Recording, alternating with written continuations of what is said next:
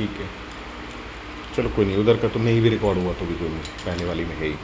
ठीक है, तो कमर्शियल बैंक, सेंट्रल बैंक थोड़ा थोड़ा समझ में आया जी? ठीक है, आगे बढ़ते हैं। ठीक है, छोड़ सकते हैं, ये भी बात कर चुके हैं हम। सेंट्रल बैंक के फंक्शंस क्या क्या होते हैं? एक तो भाई इश्यू ऑफ करेंसी, देश में जो नोट छपते हैं वो तो सेंट्रल आरबीआई के गवर्नर के साइन होते हैं, राइट? हाँ, 1 रुपी नोट एंड कॉइन्स वो गवर्नमेंट प्रिंट करती है, ठीक है, मिनिस्ट्री ऑफ फाइनेंस, है ना? सर 1 रुपए का नोट भी होता है। हाँ चलता है वो। हाँ जी, चलता बिल्कुल चलता है, होता चलता ही होगा। दौड़ता है। मैंने तो नहीं देखा मुझे। क्योंकि आपको मिले नहीं पैसे 1 रुपए के, बड़े रेयरली है प्रिंट वो होते हैं वो। शगुन के लिए होता है ना। आपको स्पेशल खैर, अब तो कॉइन्स आ गए हैं तो 1000 रुपए नोट देके ट्रेंड कम हो गया उसका, ठीक है। तो 1 रुपी नोट एंड कॉइन्स जो है वो सेंट्रल गवर्नमेंट का, वो मिनिस्ट्री ऑफ फाइनेंस करती है, वो बाकी करेंसीज, 1000 ने केक ले बाकी करेंसीज आरबीआई, ठीक है, ओके। नेक्स्ट, अपनी मॉनेटरी पॉलिसी से it controls the money supply in the country, in the economy बोलना चाहिए राधा, ठीक है, ओके फाइन। तो इनकी मॉनेटरी पॉलिसीज क्या क्या होती है? Monetary policies, bank rate, open market operations, reserve ratios और कुछ क्वालिटेटिव मेजर्स होते हैं, ठीक है। मार्जिन रिक्वायरमेंट है, सेलेक्टिव क्रेडिट कंट्रोल है, और क्या होता है? क्या मॉरल सुएशन, वैसे नहीं तो क्या ठीक है, वो आज Okay. नहीं आया क्या? Okay. Next, function custodian of foreign exchange reserve, foreign exchange reserves central bank के पास ही होते हैं। फैसिलिटेटर फॉर कमर्शियल बैंक्स, ठीक है, कमर्शियल बैंक्स को कुछ लेन देन होता है। इंटर बैंक जो ट्रांजैक्शंस होती हैं उसमें फैसिलिटेट वही करता है, थ्रू आरबीआई होगा। देन जो मान लो कमर्शियल बैंक को कुछ शॉर्ट टर्म कुछ पैसे की ज़रूरत है तो they can take from central bank, ठीक है, वो रेपो रेट पे ले सकते हैं ना शॉर्ट टर्म के लिए। और अगर अपने पास, अगर कमर्शियल बैंक्स के पास कुछ सरप्लस अमाउंट है which they want to deposit it with RBI, तो सेंट्रल बैंक को के पास डिपॉजिट कर सकते हैं, उस पर रिवर्स रेपो रेट जो होता है उसके हिसाब से उसको इंटरेस्ट मिलता है, ठीक है। इन्फ्लेशन कंट्रोल करना, it is banker to government and its lender of last resort, कि कभी भी कोई बैंक अगर किसी ट्रबल में आ जाए तो then RBI comes and rescue it, ठीक है। ये भी रिसेंटली जो है 2 इसमें एग्जांपल्स हुए, एक तो येस बैंक का हुआ था, येस बैंक जो है वो बर्बाद हो गया था, ठीक है, तो central bank and the government they came and rescued it, ठीक है। देन एक Punjab and Maharashtra cooperative bank, ये बर्बाद हुआ था, ठीक है, तो इसमें तो कुछ स्कैम वगैरह हुआ था, इसको तो शायद नहीं बचा पाए थे, तो इट कोलैप्स्ड। मैनेजर ने कुछ करा था ना इसके। हाँ, ठीक है, इसकी मैं डाल दूंगा इसकी नेक्स्ट स्लाइड। येस बैंक तो बचा लिया था, येस बैंक जो है दे सेव्ड इट समहाउ।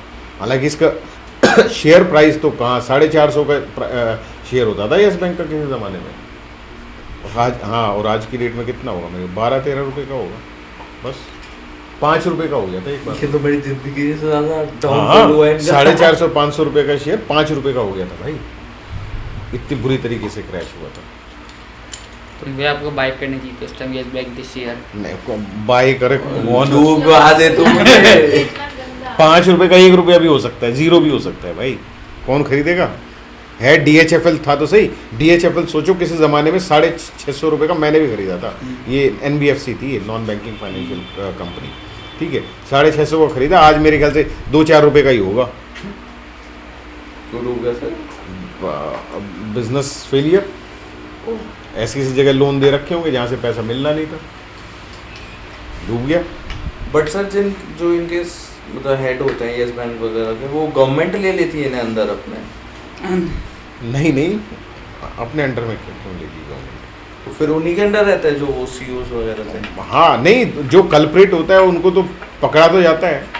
तो मतलब एक लोन सा दे देते होंगे ना गवर्नमेंट इन बैंकों को। अब टेम्पररी लिक्विडिटी जो है वो डालते हैं इसमें, ताकि धीरे धीरे जो है पे बैंक वापस करते रहे। लोग अपने पैसे निकालते रहें, ठीक है, तो धीरे धीरे रिवाइव हो जाए बैंक। खरीद लेते कुछ येस बैंक के? नहीं, शेयर्स वगैरह खरीदना कुछ नहीं पता होता भाई, किसका कब क्या हो जाए, कब डूब गया हाँ ये इससे तो क्या ही डूबेगा अब इससे ज्यादा। नहीं नहीं, अरे 12 रुपए का भाई, मैं कहता हूँ एक रुपया भी हो सकता है। और आरकॉम पता थी, है, और क्या, आरकॉम थी जो अनिल अंबानी की कंपनियां थी, वो तो किसी ज़माने में पीक पे चलती थी। अभी 1 रुपये 50 पैसे में आ गया होगा उसका शेयर। जेपी था जिसने बुद्धा सर्किट बनाया था ना नोएडा में, जेपी के कई तरह नाम होता था, अभी आज की डेट में वो नेगेटिव में है। शेयर्स की वैल्यू शेयर्स माइनस भी में जाता है। शेयर मतलब शेयर तो मुझे नहीं पता आज की डेट में, अगर किसी कोई आ गया होगा उसको रेस्क्यू करने के लिए, किसी ने उसका बिजनेस टेक ओवर कर लिया होगा, कुछ रिवाइव कर रहे होंगे, ठीक है, वो ARCs होती हैं ऐसे केस में ना, जब ऐसे बिजनेस जब कोलैप्स होता है ना तो ARCs होती हैं, एसेट रिकंस्ट्रक्शन कंपनीज।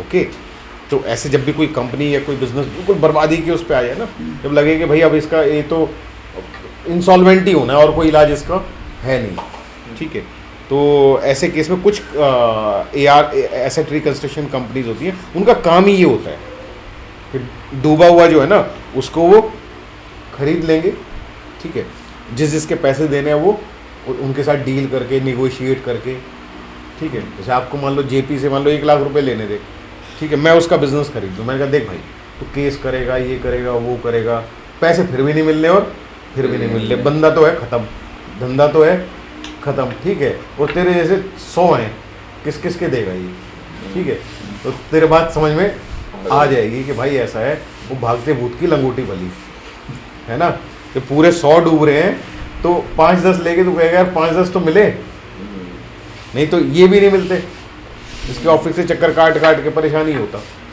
तो जो ARCs जो होते हैं वो इस तरीके से लोगों के साथ निगोशिएट करके उसकी एसेट्स की जो है सेल करके या टेक ओवर करके उसको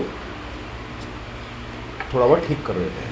ओके, सर जो शेयर का प्राइस है वो माइनस में भी जा सकता है, नहीं negative? नहीं, तो आप लिमिटेड लाइबिलिटी होती है भाई, हाँ वही नेगेटिव क्या ही जाएगा नेगेटिव उसके का बाद। तो मतलब हो गया अनलिमिटेड लाइबिलिटी, तो वो तो होता नहीं ना भाई, आपने यस बैंक का शेयर खरीदा तो अब ज़्यादा से ज़्यादा 0 का हो जाएगा, लिमिटेड है ना liability, your liability is limited up to your investment,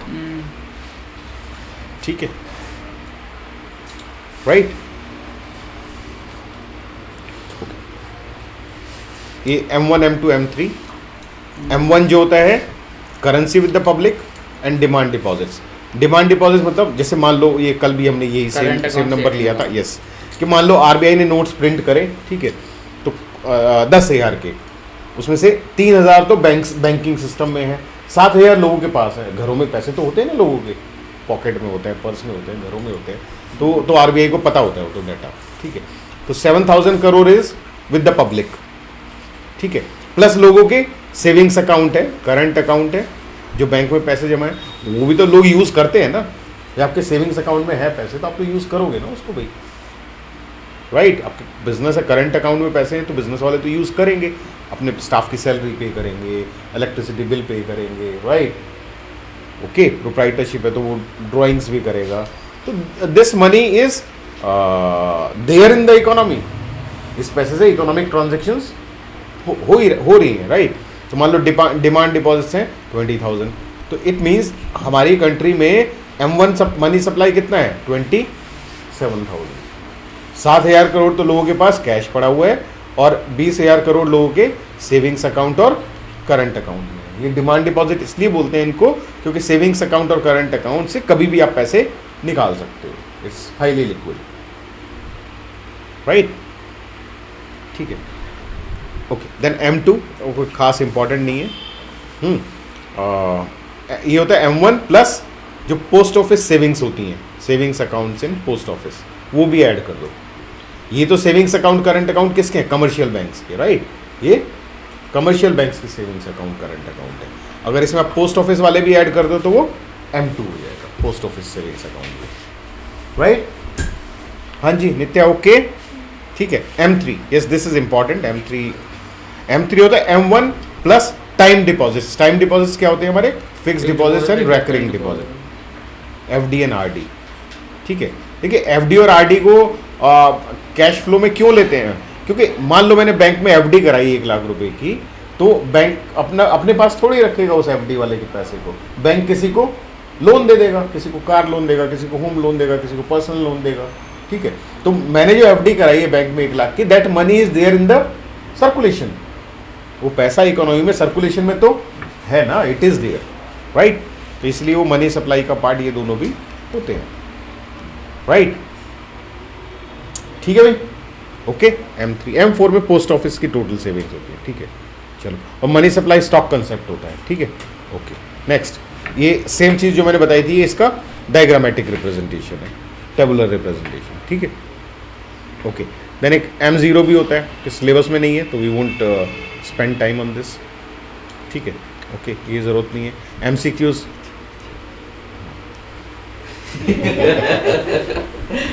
ये तो स्कूल में भी सोता है ना, पूरे मजे लेते हैं। मेरा तो देखो पीछे देख रहा, आप पढ़ा किसने ले ये सर वीडियो में रिकॉर्ड हो रहा है। ओके, तो ये MCQs मैं स्किप कर रहा हूँ, ठीक है, वो देख लेना आप, आपके पास है ही दोनों चीज़, ओके। ये देख लेते हैं, ये भी बाद में करवा देंगे ना आपके लिए, आप लोग ज़्यादा रिपीट हो जाएगा ना, ठीक है। ये भी जो मॉनेटरी पॉलिसी टूल्स है आपको संडे करवा दूंगा, ठीक है। वीडियो देखिए भाई, वीडियो कल तो नहीं है ना तेरा पेपर, ठीक है, ओके। यहाँ से शुरू होगा फिर आज का। देखिए, जो इकोनॉमी में प्राइस लेवल्स होते हैं, ये 3 भाई होते हैं, इन्फ्लेशन, डिफ्लेशन और स्टैगफ्लेशन, ठीक है। इन्फ्लेशन मतलब तो क्या होता है, price in general price level, ठीक है, महंगाई, राइट, ठीक है। तो इन्फ्लेशन, इज इन्फ्लेशन गुड और बैड फॉर इकोनॉमी? एवरेज तो ठीक है, थोड़ा बहुत ही तो ठीक है। यस, तो mild inflation is good for the economy if it is in sync with GDP growth, तो ओके है, लेकिन बट अगर हाई इन्फ्लेशन है तो देन इट इज बैड, तो दिक्कत होगी, ठीक है भाई। आपकी अगर जीडीपी ग्रोथ मतलब एक तरह से देश की इनकम बढ़ रही है 10%, और ठीक है भाई, आप पर्सनल लेवल पे देख लो ना, आपकी अगर आमदनी 10% बढ़ रही है और आपके खर्चे भी जो आप सामान खरीद रहे हो वो अगर 8% बढ़ी हुई है, तो आपको कोई ज़्यादा प्रॉब्लम नहीं होगी, है ना, राइट। कि भाई आपकी इनकम जो है 1 लाख से 1,10,000 हो गई, और आप पहले जो आपका घर का खर्चा था वो 1 लाख में चलता था, वो अब 1,08,000 में चलता है। आपको यार फिर भी ठीक है, 1,000-2,000 रुपये एक्स्ट्रा ही मिल रहे हैं, और लाइफ फिर भी वैसे के वैसे ही ठीक चल ही रही है, तो पीपल फील ओके। अगर जीडीपी ग्रोथ भी हो रही है तो उतना ही, उसी के आसपास अगर इन्फ्लेशन है तो इट इज़ ओके, बियरेबल है। लेकिन इसका अगर रिवर्स हो जाए, आपकी जीडीपी कंट्री की ग्रो कर रही है 5% एंड इन्फ्लेशन हो रहा है 6% या 7%, तो देन इट इज़ बैड, है ना। तो लोगों की क्वालिटी ऑफ लाइफ जो है वो खराब होगी ना। भैया आपकी इनकम बढ़ गई 1 लाख से 1,10,000, लेकिन खर्चे हो गए 1,10,000 से 1,20,000, तो आपको तो फिर दिक्कत आएगी ना भाई। तो अब बोलोगे भाई 1,10 में भी काम गुजारा नहीं चल रहा है, ठीक है, okay okay. Next, deflation. Deflation जो है वो इन्फ्लेशन से भी बेकार होता है, this is fall in general price level, ठीक है। Deflation is worse than inflation, चीज़ें सस्ती हो ना ज़्यादा नुकसानदायक होती है, राइट। कैसे? चीज़ें सस्ती होगी तो ज़्यादा पैसे और खरीदोगे तो इन्फ्लेशन बहुत तेज आएगी। नहीं ऐसा नहीं होता। GDP नहीं, growth जब slow चीज़ें सस्ती, यस, तो आपकी इकोनॉमी स्लो डाउन हो जाएगी। आप जस्ट सोचो ना, आप कोई भी, आपकी फीस है, आपकी फीस मान लो इतना एजुकेशन सेक्टर में इतना कोई कंपटीशन या रूल्स ऐसे हो जाए कि आपकी फीस ही बहुत थोड़ी सी हो जाए, 300-400 रुपये, तो क्या होगा, जितने भी प्राइवेट एजुकेशन बिजनेस में हैं वो कहीं यार कुछ बचता तो है नहीं। तो नए देखो आजकल जैसे डिजिटल वो आ रहे हैं, डिजिटल बोर्ड आ रहे हैं, नए वो बन रहे हैं, स्टडी मटेरियल अच्छी क्वालिटी का बन रहा है, तो ये सब चीज़ें बंद हो जाएंगी ना भाई, है ना भाई। 4 पैसे बचेंगे तो ही तो बंदा काम करेगा, तो ही तो मज़ा आएगा काम करने में। अगर वो चीज़ें सस्ती हो गई, आपको बचत ही नहीं हो रही उतनी, तो कैसे, क्या फ़ायदा काम इतना करने का, इज़न्ट इट? सही बात है ना ध्रुव? ठीक है, ओके। देन ये जो तीसरा जो भाई होता है इनका स्टैगफ्लेशन, ये तो महाबुरा होता है, सबसे बुरा तो यही होता है, ठीक है, इसमें ये होता है कि आपकी जीडीपी ग्रो कर नहीं रही, इकोनॉमी जो है आपकी ग्रो करने की वजह नीचे जा रही है, जीडीपी ग्रोथ आपकी नीचे जा रही है और महंगाई इन्फ्लेशन जो है वो ऊपर जा रहा है। तो ये तो और बुरी बात है। तो आपकी इनकम जो है 1 लाख से हो गई 90,000 और खर्चे 1 लाख से बढ़ के हो गए 1.25 लाख, तो उल्टा और बुरे हाल हो गए। तो जस्ट इमेजिन ना, क्वालिटी ऑफ लाइफ क्या हो जाएगी, बद से बदतर हो जाएगी ना, राइट। तो स्टैगफ्लेशन में ये होता है, ठीक है, ओके। तो देखो स्टैगफ्लेशन का ये आपका जीडीपी, अनएम्प्लॉयमेंट हुई बढ़ेगी, जीडीपी घटेगी, डिमांड घटेगी और महंगाई फिर भी बढ़ेगी। तो ये तो डेडली चीज़ हो गई ना, दिस इज डेडली।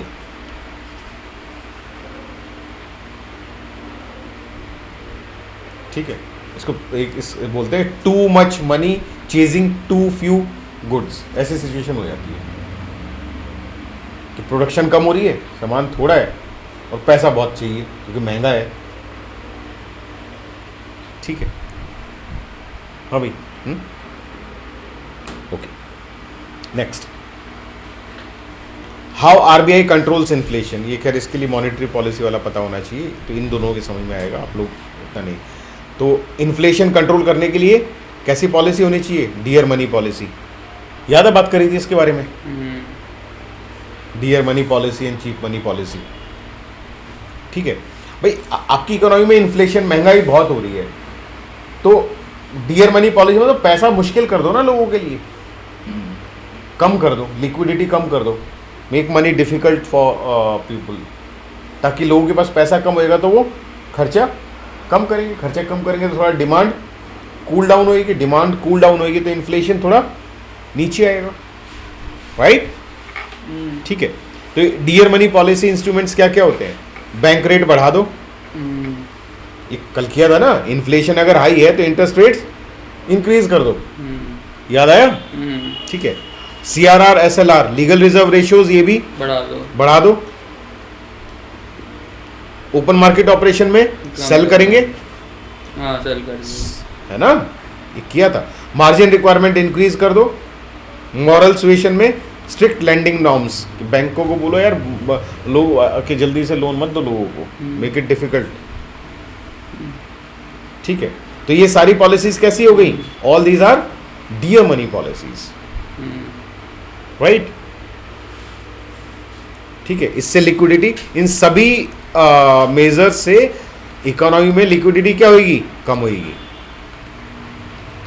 और इकोनॉमी में लिक्विडिटी कम होगी तो उससे डिमांड कम होगी, है ना, पैसा कम होएगा लोगों के पास तो डिमांड कम होगी, और डिमांड कम होगी तो इन्फ्लेशन कूल ऑफ होएगा, है ना।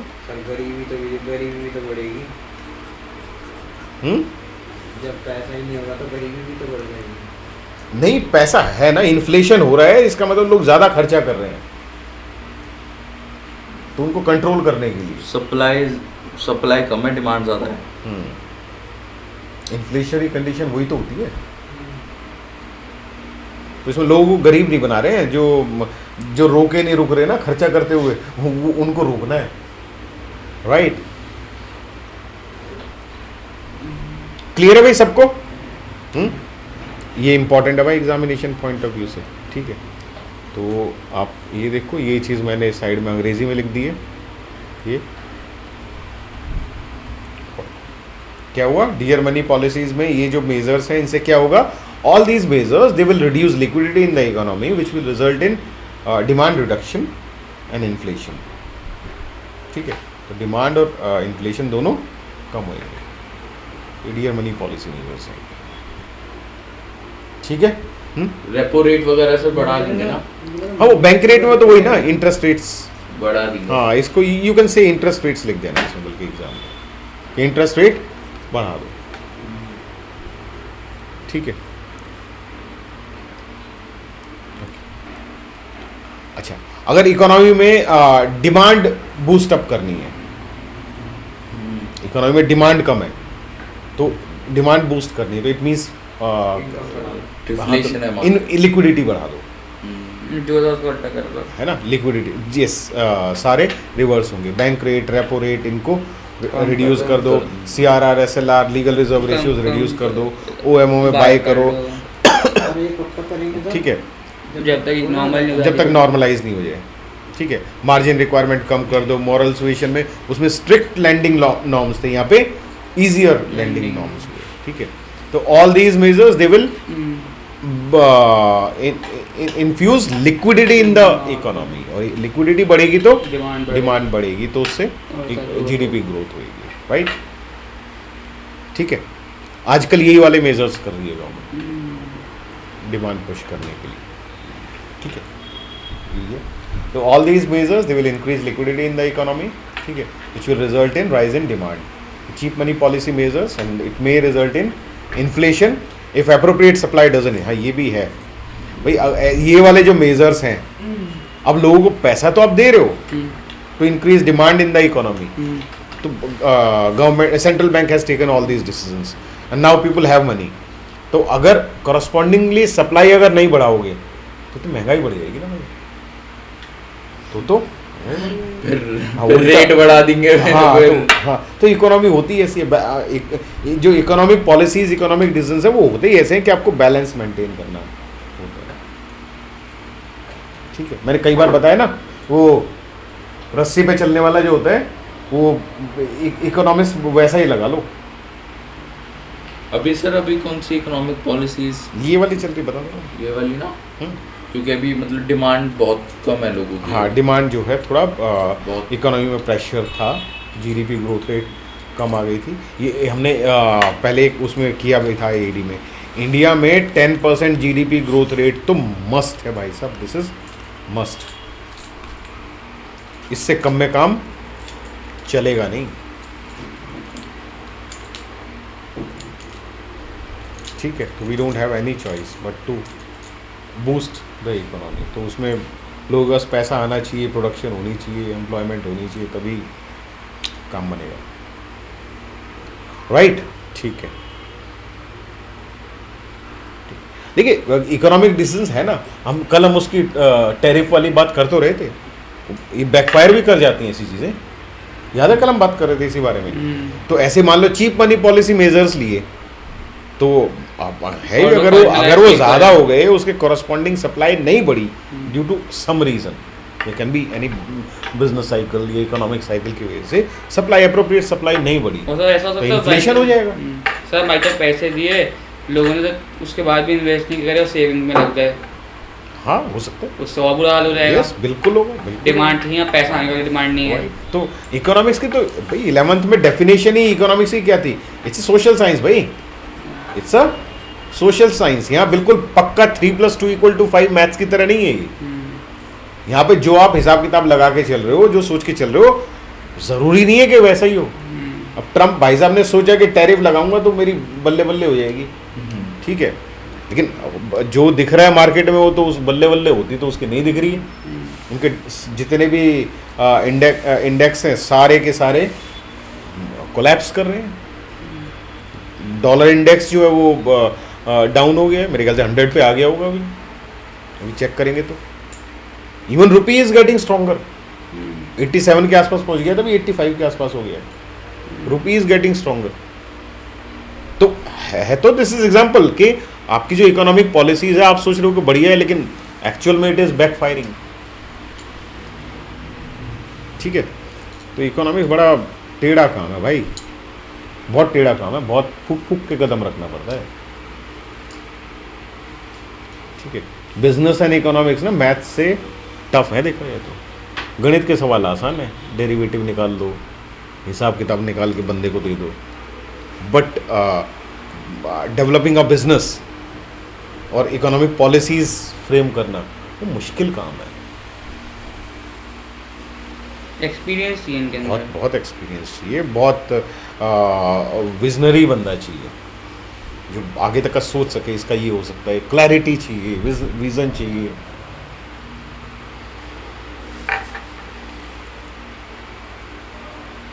ठीक है, ओके, चलो ठीक है, तो छोड़ सकते हैं, ये भी छोड़ सकते हैं। CUET में तो है ही आपके, इसमें नहीं है, ओपन मार्केट ऑपरेशन जो है ना परमानेंट एंड कर लेते हैं ये देखो ये होता है, दो तरह के OMOs होते हैं। सर है तो सही ओपन मार्केट ऑपरेशंस। नहीं परमानेंट और ये नहीं है ना, अच्छा permanent. Permanent and temporary. Open market operation तो किया है हमने, हाँ हाँ ठीक है। वो तो कि भाई गवर्नमेंट की सिक्योरिटीज़ जो है पब्लिक से बाय और सेल करता है सेंट्रल बैंक, ठीक है। बाय अगर आपका डियर मनी पॉलिसी करना है तो बाय करेगा, अगर चीप मनी पॉलिसी करना है तो सेल करेगा, है ना। इकोनॉमी में ग्रोथ चाहिए तो सेल वाला करेगा, की तरफ sell जाएगा, करेगा। ठीक है। और अगर इन्फ्लेशन को कंट्रोल करना है तो वो बाय बाय करेगा। कर लेगा। तो यही ओपन मार्केट ऑपरेशन होते हैं, राइट। तो इसमें दो टाइप के होते सर हैं। आपने उल्टा नहीं बोले हाँ मेरे ख्याल से कंट्रोल करना है तो सेल इन्फ्लेशन कर इन्फ्लेशन कंट्रोल करना है तो तो सेल करेगा ना वो इट विल हाँ हाँ, सेल sell करेगा, करेगा। राइट सेल करेगा, हाँ सेल करेगा भाई, ठीक है। क्योंकि सेल करने से पैसा आएगा ना उसका, पैसा। वो पैसा कम हो मनी विल जाएगा। Flow from public to RBI central banks, तो उससे पैसा कम हो जाएगा, पब्लिक वाला लिक्विडिटी खर्च कम हो करेगा। जाएगी, ठीक है। ओके अच्छा, इसमें दो टाइप के होते हैं, परमानेंट एंड टेम्पोररी, ठीक है। परमानेंट तो ये होता है आउटराइट परचेज, तो भाई आई एम सेंट्रल बैंक, मैंने वो अपने बॉन्ड्स खरीद लिए वापस, तो परमानेंट है, अब आपको वापस नहीं देने वाला। एक होता है 10 ईयर बॉन्ड है, मैंने आपसे खरीद ली, 2 साल ही हुए हैं उसको, मैंने आपसे वो वापस खरीद लिया विद एन ऑप्शन कि भाई आप जो है वापस 6 महीने बाद या 1 साल बाद आपको वापस खरीदने तो आप वापस ले सकते हो, राइट। तो वो टेम्पररी OMO हो गया, ठीक है। ज़्यादा डिटेल की ज़रूरत नहीं है, रिक्वायर्ड नहीं है, ओके। सो अच्छा ये भी तो किया था हमने लेमन ब्रदर वाला जब डिस्कस किया था कि इफ मार्जिन इज लो तो बैंक्स आर एट रिस्क ना, इफ मार्जिन इज लो तो banks will be at risk. ये बोला ना हमारा लेमन वाला। नहीं, और साथ में वो भी था ना हाँ। लीगल रिजर्व रेशियो में भी ये तो था कि हमने मतलब कितना पहले मार्जिन सबमिट करना पड़ता है RBI के पास। नहीं वो जो रिजर्व लीगल रिजर्व रेशियोज हैं वो एकदम डिफरेंट चीज़ है, डिफरेंट कंसेप्ट है। मार्जिन रिक्वायरमेंट एकदम एब्सोल्युटली डिफरेंट चीज़ है, डिफरेंट कंसेप्ट है। दोनों को मिक्स करके नहीं करना है, हाँ, ना मिक्स करना है, ना मिक्स करने की कोशिश भी मत करना सर, कि वो कुछ तो में बिल्कुल अलग-अलग रिलेशन नहीं है। एस्टेब्लिश करूं, मत करना। बहुत अलग अलग है वो तो। वो क्वांटिटेटिव मेजर है, बिल्कुल डिफरेंट चीज़ है। ये क्वालिटेटिव ये क्वालिटेटिव मेजर है, बिल्कुल डिफरेंट चीज़ है। कौन कंपेयर कर रहा था भाई? तू कैसे कंपेयर कर सकता है? वो गवर्नमेंट कर रही है, इसमें तो लोन नहीं नहीं, गवर्नमेंट नहीं कर, तो सेंट्रल बैंक कर रहा है, हाँ ठीक है। वो एकदम डिफरेंट चीज़ हो गया भाई। वहाँ पे पब्लिक डिपॉजिट का एक सर्टेन परसेंटेज रिजर्व में रखना है, एकदम कंसेप्ट डिफरेंट है। यहाँ आप एक गाड़ी ले रहे हो, 10 लाख की गाड़ी, आपको लोन 9 लाख मिलेगा, 8 लाख मिलेगा, 7 लाख मिलेगा, हाँ, वो ठीक है, वो सर। चीज़ हाँ, मार्जिन ठीक है, रिक्वायरमेंट ठीक है। पे हाँ, मार्जिन ठीक है, है, ठीक तो दोनों एकदम डिफरेंट। एक कस्टमर लोन ले रहा है तो आप उसको कितना लोन दे रहे हो वो डिपेंड वो अलग चीज़ है। यहाँ पे जितना डिपॉजिट आया उस डिपॉजिट का कितना रखवा कितना वो रिजर्व में, हाँ। इसके तो इसमें तो वो भी होता है, साइक्लिक होता है ना। ये तो डिपॉजिट हुआ 1 राउंड, 2 राउंड, 3 राउंड, 4 ऐसा भी राउंड, होता है। हाँ, वो बिल्कुल अलग ही डिफरेंट मैकेनिज्म है। तभी तो कह रहा हूँ एकदम अलग है। ये तो ऐसे देख रहा है कुछ बम से जा रही है। नहीं नहीं, समझ में आ रहा है इसको। तुम मारी है व्हाट इज मार्जिन? उसको नशा हो रहा है difference between securities offered and loan अभी। देख ले पढ़ ले मैं तेरे को ऐसा यार ठीक है, तो लो मार्जिन रिक्वायरमेंट से क्या होगा? There is lesser gap in security offered and amount taken, ठीक है। तो it will make banks more prone to market risk. वही फ्लैट वाला जो था एग्जांपल। एक मिनट हाँ, सर, इतने तो 12:30 बजे छुट्टी हो रही है। तो सोना भी तो होता है भाई, नींद भी तो आती है। अरे सर, हम 2:30 बजे आ रहे हैं। ये बात भी है। हमारी नींद अभी अभी क्लिक हुई। मैंने कहा ओके, निपटाना तो है भाई। ओके, हाँ हाँ, आपका गैप भी हो गया ना, तो अभी देख लोगे जाके। वो- जाएंगे सारे साथ ही। हाँ हाँ, साथ ही रहेंगे, ठीक है। तो ओके, ये था ना एक, if market value of security goes down, वही 1 करोड़ का फ्लैट था, ठीक है। वो उसकी 70 वैल्यू का था, वैल्यू 40 हो वैल्यू गया। आ गई 40, लोन आउटस्टैंडिंग है 70, तो वो बंदा तो फ्लैट उसी को प्रॉपर्टी सरेंडर कर देगा ना लोन देने वैसे के ऐसे बजाय। चांस कम होता है क्योंकि प्रॉपर्टी के रेट गिरते बहुत कम है रियली। लैंड के रेट कम गिरते हैं, प्रॉपर्टी गिर सकते हैं हाँ। लेकिन लैंड के नहीं गिरते हैं। हाँ रियल फ्लैट्स वगैरह के रेट्स गिर उनके जाते गिर जाते हैं लेकिन लैंड के नहीं लैंड के गिरते। यूजुअली नहीं गिरते हैं। वो हमारे यहाँ ना, क्योंकि हमारे यहाँ लोग इतने हैं। पब्लिक ज़्यादा है तो स्केयर्स है इतने ना, लोग हैं, स्केयर्स है। इस तरह फ्लैट बनने लग गए इतने। अब ऑस्ट्रेलिया में जाओगे, यूएस में जाओगे, हाँ, वहाँ पर जमीन गिर जाती है। हाँ वहाँ इजीली मिल जाते हैं। यहाँ पे जो आदमी फ्लैट ले रहा है वहाँ जमीन लिए बैठा है। चलो फिर ठीक है, फिर ये जो है यहीं तक रखते हैं आज, ठीक है। इसके बाद जो है थोड़ा सा अकाउंट्स करके छुट्टी करते हैं फिर, ठीक है। इको जो है यहीं पे हैं? यही करवा दो।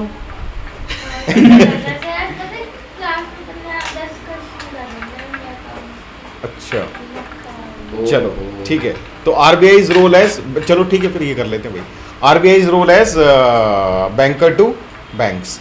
देखिए ये होता है ना, ये सेंट्रल बैंक जो है, जो कमर्शियल बैंक को अगर ज़रूरत पड़ती है पैसे की तो इसको रेपो रेट पे दे देता है ना, ठीक है। और अगर कमर्शियल के बैंक के पास अगर सरप्लस है तो वो सेंट्रल बैंक के पास डिपॉजिट कर सकता है, उस पर जो मिलता है रिवर्स रेपो रेट जो होता है उस पर उसको इंटरेस्ट मिलता है, ठीक है। तो ये बैंक्स का बैंक हो गया ना ये बैंक वैसे फिगर अच्छी नहीं है। हाँ हमारा जो सेंटर है बड़ा छोटा सा लग रहा है। बैंक कमर्शियल ये ज़्यादा है ना इसलिए। हाँ, मैं पहले वो दे रहा था सेंटर बैंक, हाँ। उल्टा है। ये ज़्यादा है इसलिए बड़ा बना दिया, ठीक है। चलो कोई नहीं, है ना। तो ये देखो ये एक तरह से इसके बैंक की तरह काम कर रहा है ना भाई ये। अपने एक्स्ट्रा पैसे तो भाई यहाँ जमा करा दे, तो ये पैसों की ज़रूरत है तो मेरे से ले ले। तो this is how central bank is working as banker to the banks, ठीक है। Please go through this text.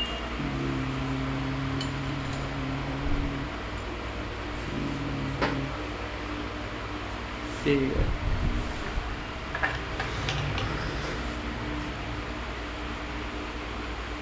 ठीक है। ये अगर जैसे एग्जाम में तो रेपो रेट और रिवर्स रेपो रेट का वो भी एक सेंटेंस यहाँ पे डाल सकते हो, ये वाला कि if commercial bank needs money for a short run it can get the finances from from the central bank at repo rate, and if it has surplus It can ठीक है, deposit it can in deposit RBI, with known as RBI 8% and rate. they will get interest at reverse repo rate, ठीक है। तो ये sentence add कर सकते हो आप, ठीक है। Okay. What role of RBI is known as lender of last resort, ठीक है। वो तो लेंडर ऑफ लास्ट रिजॉर्ट में क्या होता है कि अगर जो बैंक टेम्पररी करता है। लिक्विडिटी प्रॉब्लम अगर कोई बैंक फेस कर रहा है तो अगर उसको डिपॉजिट्स नहीं आ रहे तो it can approach central bank कि भाई हेल्प कर दे प्लीज़, टेम्पररी इशू है, ठीक है। हाँ अगर कोई बैंक या फाइनेंशियल इंस्टीट्यूशन परमानेंट इशू हो जाए तो फिर तो आरबीआई भी कुछ नहीं कर सकता ना भाई। अब जैसे पीएमसी था, अब बैंक की जो मैनेजमेंट है उसने ही स्कैम कर दिया, ठीक है, और ऐसी ऐसी जगह लोन दे दिए कि वहाँ से अब पैसे आने वाले है ही नहीं, तो उसका तो कोलैप्स होना सर्टेन है, कोई उसको बचा ही नहीं सकता। फिर तो आरबीआई भी हाथ खड़े कर देगा ना भाई। आरबीआई ठीक है उसको मैनेज करेगा जितना बेस्ट हो सकेगा, लेकिन उसकी बर्बादी तो पक्की है भाई। मतलब रायता इतना फैल गया कि अब नहीं समेटा जा सकता, ठीक है। जैसे मान लो किसी कंपनी को लोन दे दिया बैंक ने और वो कंपनी जो है कुछ गड़बड़ करके और ये करके और वो कंपनी डूब रही है, तो अब डूब रही है तो वो उससे तो बैंक का पैसा अब आने वाला है ही नहीं, राइट। ठीक है, आपके घर से तो नहीं है? या जाने के लिए होगा, जाने नहीं जा। अच्छा नहीं नहीं ठीक है जी। हाँ। मुस्कान देखो पीछे। बस 5 मिनट में छुट्टी कर रहे हैं, ओके। तो ये रीड कर लेते हैं टेक्स्ट ना कि as lender of the last resort when a bank is found to lose RBI will try to help by becoming the lender of the last resort, ठीक है, ठीक है।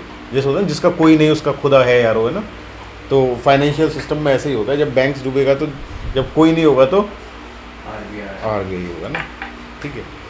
Then RBI can come to rescue the bank that is solvent but faces temporary liquidity problems by supplying it much needed liquidity when no one else is willing to extend credit to that bank, ठीक है।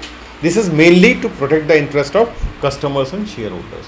Bank के जो customers हैं, जो share जिन्होंने उसके share खरीद रखे, उनको प्रोटेक्ट करने के लिए, ठीक है। तो क्योंकि उनकी प्रोटेक्शन बहुत ज़रूरी है। अगर आपके कस्टमर्स और शेयर होल्डर्स का अगर कॉन्फिडेंस अगर डाउन हो जाए तो वो किसी भी फाइनेंशियल सिस्टम के लिए वो बहुत ट्रबलसम हो सकता है।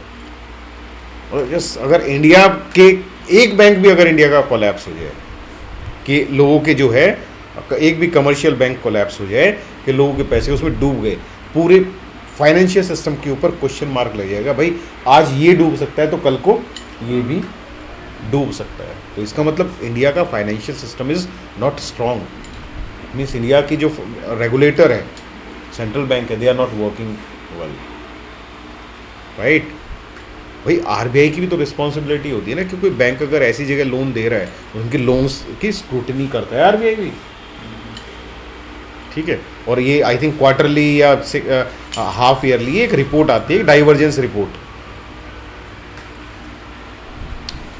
आरबीआई एक डाइवर्जेंस रिपोर्ट रिलीज करता है। इस डाइवर्जेंस रिपोर्ट में क्या होता है कि एक कमर्शियल बैंक है, वो प्रोविजन फॉर बैड डेट्स, पता है ना, अकाउंट्स में प्रोविजन फॉर बैड डेट्स रखना होता है ना, कंजर्वेटिव प्रिंसिपल के अकॉर्डिंग, प्रिंसिपल ऑफ प्रूडेंस के अकॉर्डिंग, ठीक है। तो मान लो येस बैंक है, येस बैंक की डाइवर्जेंस रिपोर्ट में ये आया था।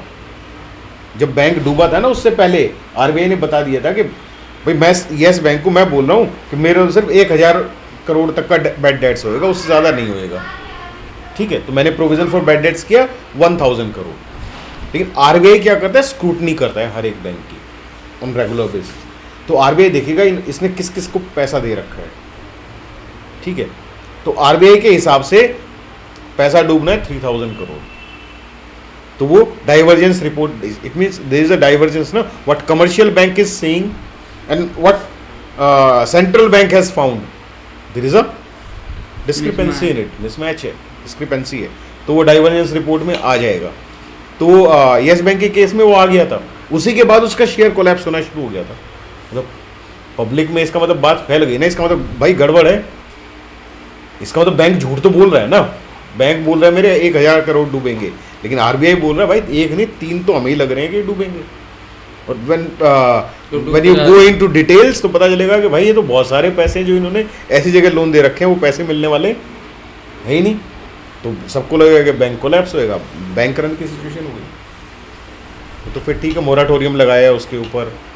मोराटोरियम होता है, इसका मतलब जैसे डेली जो है, मैं अगर कस्टमर हूँ येस बैंक का, मेरे चाहे उसमें 10 लाख है, लेकिन मैं 25,000 से ज़्यादा नहीं निकाल सकता।